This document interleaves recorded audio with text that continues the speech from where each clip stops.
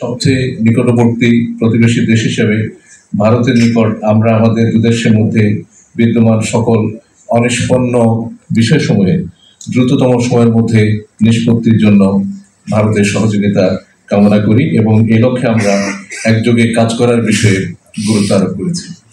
আমি দুই দেশের সাধারণ জনগণের ভেতরে আস্থা ও বিশ্বাস বিনির্মাণের গুরুত্বের উপরে জোর দিয়েছি এবং এক্ষেত্রে বাংলাদেশ সম্পর্কে নেতিবাচক প্রচারণা রোধে ভারতের সক্রিয় ভূমিকা আশা করেছি। বাংলাদেশের জুলাই আগস্ট বিপ্লব এবং বিপ্লব পরবর্তী সংখ্যালঘুদের প্রতি কথিত বৈরী আচরণ নিয়ে ভারতীয় গণমাধ্যমে অপপ্রচার, মিথ্যা তথ্য এবং বিভ্রান্তিকর বয়ান রয়েছে। সে বিষয়ে আমরা ভারত সরকারের প্রতি দৃষ্টি আকর্ষণ করে এ বিষয়ে যথাযথ পদক্ষেপের অনুরোধ জানিয়েছি। সেই সাথে আমরা জোর দিয়ে বলেছি যে বাংলাদেশে বসবাসরত সব ধর্ম নির্বিশেষে স্বাধীনভাবে সব মানুষ ধর্মচর্চা করে আসছে এবং এ বিষয়ে কোনো ধরনের বিভ্রান্তি এবং অপপ্রচারের সুযোগ নেই। এ বিষয়ে বাংলাদেশ সরকার সরেজমিন অবস্থা দেখার ও পর্যবেক্ষণ করার জন্য বিদেশি সাংবাদিকদেরও আহ্বান জানিয়েছেন।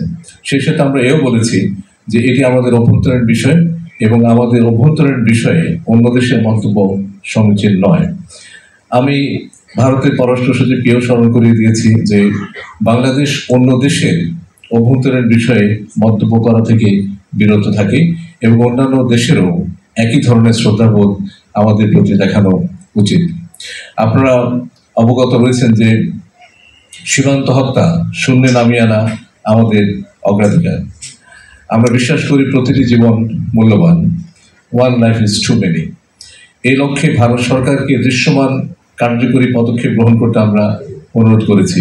তাছাড়া আন্তঃসীমান্ত অপরাধ, মাদক পাচার সহ অন্যান্য অপরাধমূলক কার্যক্রম নির্মূলে ভারতের সহযোগিতা সহ সীমান্ত সংশ্লিষ্ট বিভিন্ন দীর্ঘমেয়াদী সমস্যার সমাধানে ভারত সরকারকে অনুরোধ জানিয়েছি।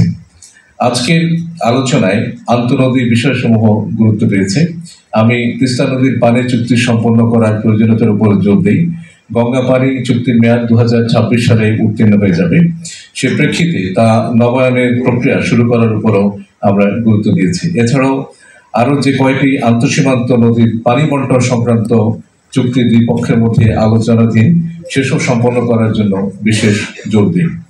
বন্যা পূর্বাভাস, উপাত্ত কিংবা ডেটা আদান প্রদান সহ বন্যা প্রতিরোধে ভারতের সার্বিক সহযোগিতা কামনা করি এবং এ বিষয়ে একটি উচ্চ পর্যায়ের মেকানিজম গঠন করার বিষয়েও আলোচনা করি। ভারত আমাদের অন্যতম বৃহত্তম বাণিজ্যিক অংশীদার।